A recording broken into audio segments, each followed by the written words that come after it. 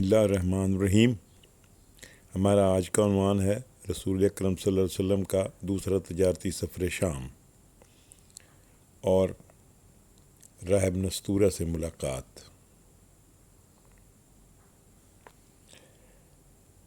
حضور کے چچا ابو طالب کی گھریلو زندگی مالی طور پر کچھ بہتر نہیں تھی۔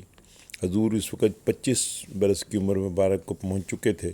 شام کے تجارتی سفر میں پہلے سفر میں اگرچہ ناکامی ہوئی تھی، مگر اس کے باوجود آپ کے چچا چاہتے تھے کہ اپنے چہتے بھتیجے کے لیے غلہ بانی کی بجائے تجارت کی سہولتوں کا اہتمام کریں۔ اپنی اسی خواہش کی تکمیل کے لیے آپ مناسب مواقع کی تلاش میں رہتے تھے۔ انہی دنوں ایک دولت مند اور بلند اخلاق بیوہ خاتون خدیجہ رضی اللہ تعالی عنہا مکہ میں رہتی تھیں۔ رشتے میں وہ آپ کی چچا زاد بہن بھی تھیں۔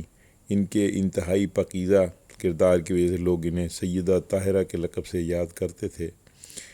حضرت خدیجہ اپنے تجارتی کاروبار کے سلسلے میں جفا کش اور شریف لوگوں سے اجرت پر خدمت لیا کرتی تھیں۔ انہوں نے حضور صلی اللہ علیہ وسلم کے اخلاق اور دیانت کے بہت چرچے سن رکھے تھے، چنانچہ انہوں نے آپ کی دیانت اور خدمت سے فائدہ اٹھانے کا سوچا۔ انہوں نے آپ کو بلا بھیجا اور کہا کہ اگر آپ میرا مال شام لے کر جائیں تو میں آپ کو دوسروں سے کہیں زیادہ معاوضہ دوں گی۔ آپ صلی اللہ علیہ وسلم نے اس اچھی کاروباری پیشکش کو قبول کر لیا تو حضرت خدیجہ رضی اللہ تعالیٰ عنہ نے اپنے مال کے ساتھ اپنے ایک غلام میسرہ کو بھی آپ کی خدمت کے لیے آپ کے ہمراہ روانہ کر دیا۔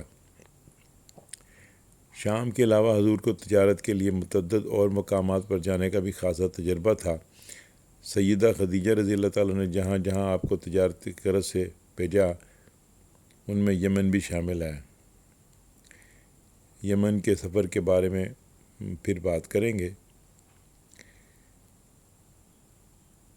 اس تجارتی سفر میں حضور کو دوسروں کی نسبت بہت زیادہ منافع ہوا، مگر کاروباری لین دین کے ساتھ ساتھ حضور نے زندگی پر بھی جی بھر کر غور کیا اور مختلف مذاہب کے اکابر سے بحث و تمہیس میں بھی حصہ لیا۔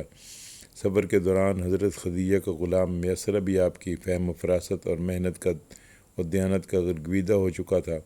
واپسی پر اس نے اس سفر کی رویداد اور تجارتی منافع کا سارا حساب و کتاب حضرت سیدہ خدیجہ کی خدمت میں پیش کر دیا۔ سیدہ خدیجہ آپ کی دیانت اور فراست سے بہت متاثر ہوئیں۔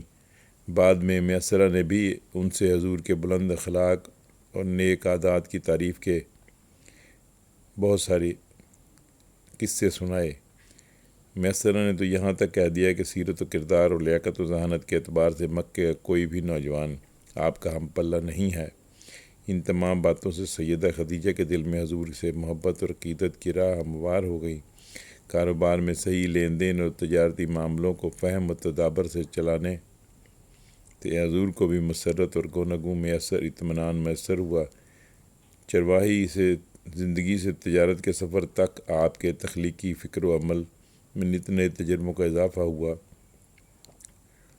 انجام کا اس عظیم چوراہے اور تاجر نے دنیا کے تمام لوگوں کو ایک ایسی معنی خیز تجارت کے رموز و نکات سمجھانے کی بصیرت پیدا ہو گئی جو زندگی کے سب شعبوں میں ہر قسم کا منافع کا باعث تھی۔ اور یوں حضرت کا دوسرا سفر شام آپ کے لیے ایک بہت منافع بخش سفر رہا۔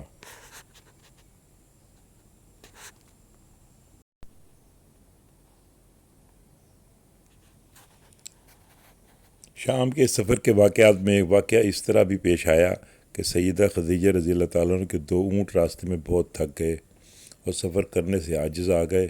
میسرہ نے اس بات کی اطلاع حضور نبی کریم صلی اللہ علیہ وسلم کو دی۔ آپ نے اپنے دست مبارک اونٹوں کے منہ پر رکھا تو ان کے لیے دعا فرمائی۔ وہ اونٹ اسی وقت چلنے لگے اور ان کی حالت یہ ہو گئی کہ وہ قافلے سے آگے آگے رہتے تھے۔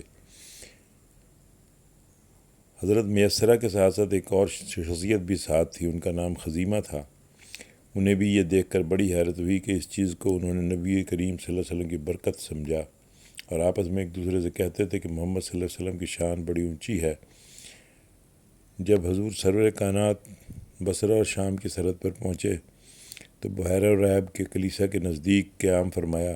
بحر راہب کا اس وقت انتقال ہو چکا تھا اور اس کی جگہ پر نستورہ راہب اس وقت اس کلیسے کا راہب تھا۔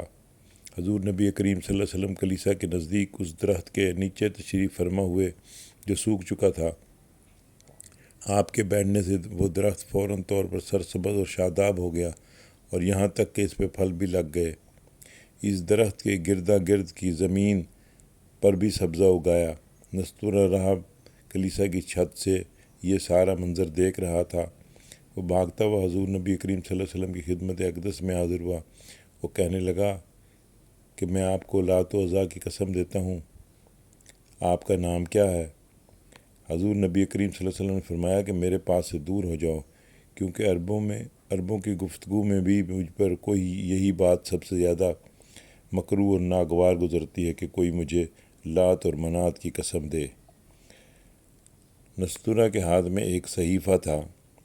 وہ اسے دیکھتا حضور نبی کریم صلی اللہ علیہ وسلم کے روئے مبارک کی طرف دیکھتا تھا اور کہتا جاتا تھا کہ قسم ہے اس خدا کی جس نے حضرت عیسیٰ پر انجیل نازل فرمائی، یہ وہی ہیں، یعنی یہ وہی آخری نبی ہیں جن کی بشارت کتب مقدسہ میں موجود ہے۔ خزیمہ یہ باتیں بڑی غور سے سن رہا تھا۔ اس نے سمجھا کہ شاید یہ راہب حضور نبی کریم صلی اللہ علیہ وسلم کے ساتھ کوئی مکر کرنا چاہتا ہے، چنانچہ اس نے تلوار کھینچ لی اور قافلے میں موجود لوگوں کو آواز دے کر پکارا۔ قافلے میں موجود قریش جناب خزیمہ کی طرف متوجہ ہوئے اور ان سے پوچھا، اے خزیمہ کیا بات ہے؟ جناب خزیمہ نے راہب کی شکایت کی۔ اس پر تمام ساتھی جناب خزیمہ کے ساتھ راہب کی طرف لپکے۔ راہب ڈر سے کلیسا میں آ گیا اور اندر سے دروازہ بند کر لیا۔ پھر کلیسا کی چھت پر چڑھا اور پکار کر کہنے لگا، اے قافلے والو، کیوں مجھ سے ڈرتے ہو؟ خدا کی قسم میرے نزدیک کوئی قافلہ تم سے پیارا اس جگہ پر نہیں اترا۔ میں اس صحیفے میں اسی طرح لکھا ہوا دیکھتا ہوں کہ جس شخص نے اس درخت کے نیچے قیام کیا وہ اللہ کا رسول اور خاتم الانبیاء ہے۔ جو شخص ان کی فرما برداری کرے گا نجات پائے گا، اور جو شخص آپ سے دشمنی کرے گا وہ ہلاکت میں پڑے گا۔ یہ باتیں کر کے نستورہ راہب نے حضرت خزیمہ کو آواز دے کر نزدیک بلایا اور ان سے پوچھا، تجھے ان سے کس قسم کی نسبت ہے؟ حضرت خزیمہ نے جواب دیا، میں ان کا خدمتگار ہوں۔ پھر حضرت خزیمہ نے اونٹوں کا عاجز رہ جانا اور نبی کریم صلی اللہ علیہ وسلم کے دست مبارک سے چھونے کی برکت سے دوبارہ قوت حاصل کرنے کا بتایا تو راہب نے کہا، اے خزیمہ، میں ایک راز تیرے سپرد کرتا ہوں، مجھے امید ہے تم اس سے پوشیدہ رکھو گے۔ جناب خزیمہ نے کہا، مجھے قبول ہے۔ اس پر نستورہ راہب نے کہا، اس صحیفے میں اس طرح لکھا ہوا ہے کہ یہ شخص تمام شہروں پر قبضہ کر لے گا اور تمام لوگوں پر فتح حاصل کرے گا، اور کوئی بھی شخص ان کی بزرگی کی انتہا کو نہیں جانتا۔ اے خزیمہ، تمہیں علم ہونا چاہیے ان کے بہت سے دشمن ہیں اور زیادہ تر دشمن یہودی ہیں۔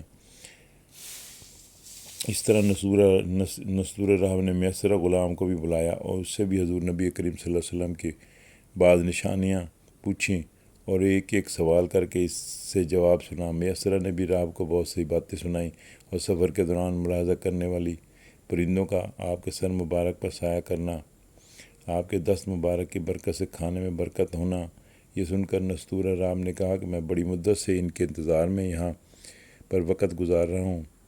اب اے میسرہ، تجھے وصیت کرتا ہوں کہ ان سے جدا نہ ہونا، اس سفر میں ان کے ساتھ رہنا اور شام مت جانا، کیونکہ وہاں ان کے دشمن بہت زیادہ ہیں۔ میں قسم کھا کر کہتا ہوں کہ یہی نبی اور آخر زماں ہیں، کاش میں ان کے زمانے بعثت تک زندہ رہوں اور ان کی اطاعت کروں۔ اسی سفر کے دوران ایک مرتبہ حضور نبی کریم صلی اللہ علیہ وسلم ایک یہودی سے معاملہ کرنے لگے۔ اس معاملے میں بحث ہو گئی۔ یہودی کہنے لگا، تجھے لات و عزا کی قسم دیتا ہوں تاکہ تیری سچائی کا علم ہو جائے۔ حضور صلی اللہ علیہ وسلم نے فرمایا، ہرگز لات و عزا کی قسم نہیں کھاؤں گا، کیونکہ میں ان سے زیادہ کسی اور کو دشمن نہیں سمجھتا۔ میں ان کے پاس سے گزرتا ہوں تو اپنی آنکھیں بند کر لیتا ہوں۔ یہودی نے کہا، تمہاری بات ٹھیک ہی لگتی ہے۔ اس کے بعد یہودی نے میسرہ سے علیحدگی میں کہا، اے میسرہ، خدا کی قسم تمہارے ساتھ آخری نبی ہے۔ الغرض میسرہ اور جناب خزیمہ نے اسی